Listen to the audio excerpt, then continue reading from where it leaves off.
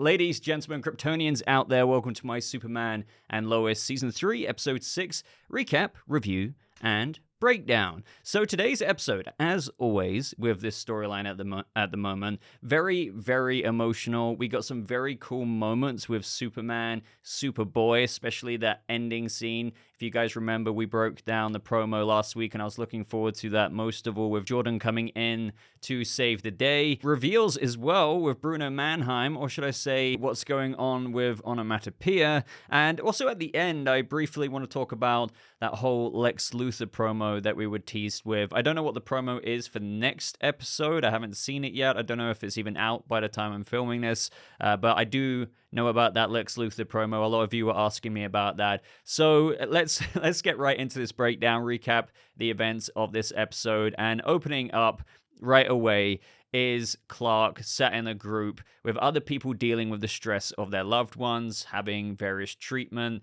You know, it's the whole burden on the spouse side of things. And we get to this point where Clark is hearing these stories. There's this other guy there who's a bit further down the line with his wife. And, you know, he's told that her scan is doing okay, but the doctor says that one day that might not be the case. And we hear another story. And it's just really putting Clark into a position of imagining that for himself, and thus also refusing to want to acknowledge that ever happening to Lois, which was obviously a consistent story throughout this episode. It came very, very full circle towards the end. But meanwhile, we have Jonathan not happy wearing this trainee uniform this episode. Obviously, he's working at the Smallville fire station, and Kyle's being a bit hard on him. But Jonathan had a really, well, I wouldn't say like out of this world storyline this episode, but he got a bit more screen time to what he usually does at the minute, and he had a very nice moment a little bit later on. But this is where Jordan just kind of raced in, and I feel like it's very subtle, and I'm not saying he's deliberately stealing Jonathan's thunder or anything, but he comes in, he's like, right, you know, I've beaten the Kryptonian training hologram. You compare this to the end of the episode as well. We have Jonathan come in, and he has his little Kent version of his shirt, and he's all happy about it. He's kind of finally moving on up somewhat, and then we have Jordan come in again. It's like, hey, yeah, you know, I got shot. I saved Dad's life. And I don't think it's deliberately pushing him aside, but it goes back to that conversation this episode that he had with the Lang storyline this episode with Sophie going missing, and how he could relate to her, you know, his parents and his brother or whatever are kind of a big deal. Obviously, he couldn't be transparent with bloody Sophie about who they are, but he does, you know, often feel forgotten about, even if it's not deliberately done by other people. He can feel a bit overlooked himself. So I do feel like that storyline was just nice to see with Jonathan, because at the end of the day, he is the human one in the family alongside Lois. So they need to give these characters something, you know, with a bit of emotional resonance every now and again to still make you really care about the human one compared to the Kryptonian characters that we have. Now, this is where Clark hears Sam Lane, and something is apparently wrong with Deadline. Now, Lois mentions that he hasn't fought him in over a month, so maybe he's ready to talk. And it's like, wait, what? It's been a month between episodes? So Superman goes in, Deadline insists that he's only got to talk to him, and he says that he wants Superman to take him to Bruno Mannheim. Take me, or, you know, I'll literally die. And Superman literally does that straight away, and Bruno Mannheim's like, well, as usual, don't know what's going on here. Take him to a hospital. And he does, and as we find out, Deadline died. So this is when Clark goes back to Lois, and they start going over what Bruno Mannheim is doing, you know, giving powers to dying criminals. Why go through the trouble? And this is where I feel like the episode made it very transparent with what Bruno Mannheim is actually doing behind the scenes. And I think we've all been theorizing this anyway. And the end of this episode, this was a bit of a foreshadowing, obviously, for that Pia reveal. But here Lois says, what if this isn't actually about powers, but trying to keep these guys alive? You add that into all the context we've got from Mannheim in previous episodes, the story about him growing up, his own experience with illness, I believe through that of his mother. So I feel like they have made it fairly clear that his motives are to do kind of anything by any means necessary to stop someone he loves from dying. So that might mean reanimating people, literally mixing Superman's blood with X-Kryptonite to literally bring people back and just trial run them and cause a whole bunch of havoc. So I don't know where this is really going to go. I don't know if they're wanting to connect this to the Lois Lane storyline. Another thing as well is he really one of, if not the main villain of this season? I'm not so sure. Maybe it's just a bit of an appetizer, albeit an interesting one with Bruno Mannheim, because there's a lot of shady things going on. I mean, for crying out loud, we've still got Bizarro Superman cooking in the background there. But we also have Lex Luthor, getting out of prison after 2 decades. And we're waiting for that to arrive into the storyline. And given that Bruno Mannheim is doing anything by any means necessary to find a cure for disease or, cancer and whatnot, it makes you think, okay, well, is he really going to be going into the very final episodes of this season? I mean, it's possible. It's possible that his path could intersect with Lex Luthor's. We know that the Bizarro Superman could be a very, very big threat and possibly key, obviously, to what he wants to do with curing cancer and stuff. So I don't know. I'd love to know your thoughts there. It just feels like maybe he might be... It's kind of like what we've had in previous seasons, right? Last season we had Parasite, but we had that Lieutenant General Anderson guy, and there's other things cooking along at the same time before a bigger threat comes in. Eventually, Jordan returns home after saving people in Utah from a flash flooding. Clark, at this point, is pretty pissed off, even though he saved lives. But then it turns out that Lois gave the permission for that. And we know why Clark is so concerned anyway. Like, even the situation at the end of the episode, it shows that Superboy can be vulnerable. It's just kind of lucky that kryptonite bullet wasn't lethal. So Clark obviously does have good reason to be concerned. Sure, there's almost a little bit of Anakin and Obi-Wan here. It's like, you're holding me back.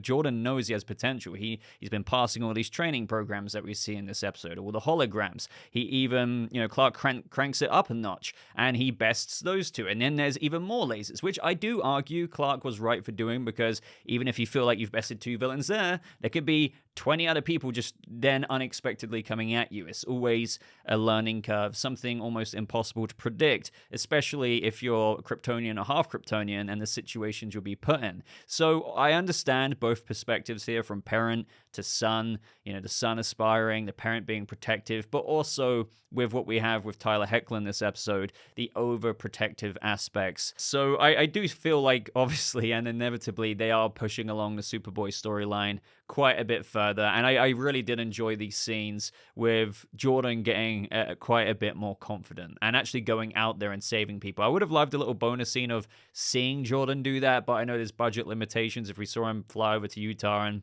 actually save people from a flooding, we only see the aftermath of it. But I have no doubt we will get more scenes of that to come, like we did with that forest fire. Now, as the episode unfolds, we get more progression with the whole Lois and Clark story, with Clark refusing to acknowledge things. He spots that Lois is looking into end-of-life decisions and the last will and testament, and obviously this kind of freaks him out because the context is there, right? A, he's worried about her, but B, he's heard about the pull that maybe sometimes people eventually give into after a very long and tiring fight with cancer. So he feels like, looking at Lois here, is this already maybe starting to happen? I mean, obviously he knows that she's got to fight, but it's still living all rent-free in his head. So once again, I know I'm repeating myself a bit here, but I just feel like this storyline really reflects a lot of reality of what many people go through on both sides. Like Lois's side, her perspective, and what she talks about with Clark later, making him kind of realize that, she's not going to give up, but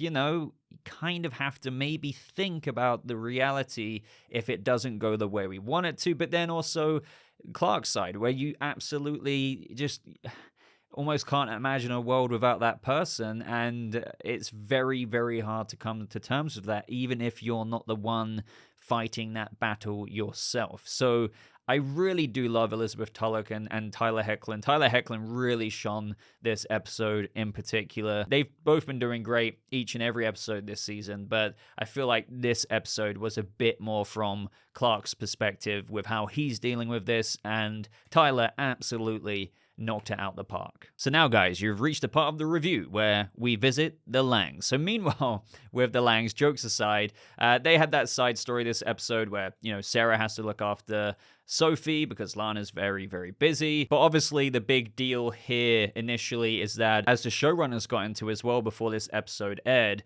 a child who's somewhat caught up in this divorce and as a result of being the younger sister feels more left out than what most people realize. So obviously she goes off on her own and everyone starts panicking. But we get to that point where Lana goes into the store and spots Kyle in there, and it's like, well, where were you? What were you doing? And he's just like, I was going for a hike. Genius, Kyle. Genius, but no, really.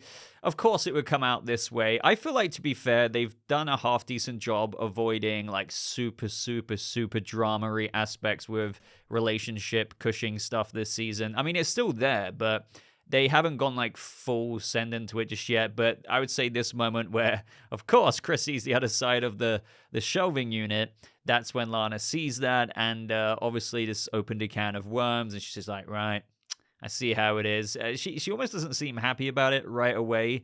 And ultimately, as Kyle says later on to Chrissy, and, it does come full circle. He's not going to leave her. He even asked her to be his girlfriend, but it's complicated. Do you know what I mean? They are going to be out in the open, but earlier on in the episode, he wanted just a little bit more time because it is so soon after the divorce. He has to think about maybe what the optics look like of that with his kids. Technically, there isn't really anything wrong with it because, he's literally getting divorced to Lana. They don't want to be together. So even with Lana's reaction in this moment when she spots Chrissy like, really? It may make you think, you're divorcing him, but as Kyle said, like, it's a complicated situation. There was a little bit of sneaking around the back, and I don't think there's really anything wrong with that because they were trying to be considerate. It's just one of those situations that's uncharted territory, and once again, I feel like this show does a good job at just reflecting the awkwardness of real life. Like, things do unfold like this quite a bit. I just hope that Lana isn't going to be weird about it because, she's divorcing Kyle. I think she will be fine with it. I think she would just be like, you didn't really have to, hide it. I know probably you felt like you did. I think it's just going to go down that typical route instead of her just being oddly jealous about it, because that would be very, very teenage drama, and I'd like to think that the writers aren't going to make Lana be super, super duper weird with regards to Kyle cracking on with his life with another woman. But anyway, with that storyline aside, we've already briefly spoken about how Sophie gets found. Jonathan has a nice moment. Clark gets home, apologizes to Jordan, and that's when he hears Lois calling for him. But obviously, it's onomatopoeia, so he instantly charges off, but it's a trap. And this is when he's getting blasted by her powers, kryptonite weapons, you name it. Lois comes home, Jordan fills her in, but she's just like, well, I'm fine. You need to go save your dad. So we finally got a really good Superboy moment where he was literally going to save Superman. So it was great seeing him fly in the sky. He's in his suit. I do have to say it though, and this isn't me hating or anything, he does look really goofy. And I don't think it's so much the jacket, it's the fact that, and I understand why they've done it. It's like if I wore this beanie and just really put it around my bloody skull. It's so taut around his head to get rid of his hair, to conceal his identity. So with the big goggles there, I know what they were going for, the whole Sam Lane backstory to those goggles. But I do think he looks a bit goofy. But, we understand why. It's almost deliberate, if anything. It's not like he's going to get a full Kryptonian supersuit straight away. Now, this is when Jordan races in, takes out some of the guards. I love the score in the background, by the way. I feel like they do such a good job to ramp up the tension in these moments, and when you get into it, you're really engrossed in what's unfolding on screen. But this is when he gets blasted by onomatopoeia. Clark briefly gets free from that, but Onomatopoeia still manages to pin him down. And then we have this guard or intergang member take his sweet time with shooting Jordan. I'm glad that, I'm not gonna lie, I'm glad that he did, because it was one of those things where it's like, okay, I can shoot you, but I'm not shooting you. And it would have been very typical CW for, I don't know, Superman to have done something or Jordan to have done something where that, didn't actually happen because the guard took his sweet time. But no, he did get shot. And I was like, okay, this is interesting. But then Clark, obviously without the weapons on him and just getting Onomatopoeia's, powers sent his way. This allows him to best Onomatopoeia, and she's sent blasting back. Now, it is the situation of where she manages to get away, but I'm absolutely fine with it because given that Jordan was shot, as Clark said, he's half Kryptonian. We don't know how vulnerable he is in certain situations. The priority is his son. So it's not like the Cicada scene from The Flash season 5 where Barry turns his back and then frickin' Cicada flies away with the dagger. This was, completely understandable. And it was a very well acted scene, when Clark was just like, no, he rushes towards Jordan. And Jordan was like, he almost looked dead, had the little kind of ray blast on his chest. He had like veins rippled throughout his face. He kind of looked pale, but then he came back. And then obviously we get that reveal of Onomatopoeia and that her powers are fading, just kind of like what happened with Deadline, Henry Miller. There comes a point where even though they've been subjected to this treatment, they got the Superman-esque powers, their cancer ultimately, kills them. So Onomatopoeia in this moment seems to be right on the precipice of that, and you can see why this has been such a driving force for Bruno Mannheim, because I'm guessing Pia is Bruno Mannheim's wife, or maybe just girlfriend, love, I don't know. And it also adds up with the conversations that she had with Lois earlier on in the episode with how much Bruno Mannheim has helped out. Like Lois revealed what she's reporting and this, that, and the other, but Pia, being Onomatopoeia, was just like, I don't know, but what about the schools and what he's done in the neighborhoods, the hospitals? And that's true. He has done good things for people, but as Lois said, yeah, but like at the cost of what? Like, what's he been doing in the background? So, yeah, she's fairly biased to her husband, I suppose. I'm honestly just wondering where it's going to go from here on out. As I was mentioning earlier, I mean, one thing that would be pretty insane is if actually Bruno Mannheim lost Pia, like maybe she dies just like Henry Miller. Actually, like he's still cooking in the back to tank. I forgot about that. But Deadline, and that could absolutely propel him into pure villainy. Like everything he's been doing that's shady, he's been doing for her, like trying to find a cure, use Superman's blood, XK, this, that, and the other. What if he lost her? Like, what would that do? Does that lean into why maybe he could unite or ally himself with Lex Luthor?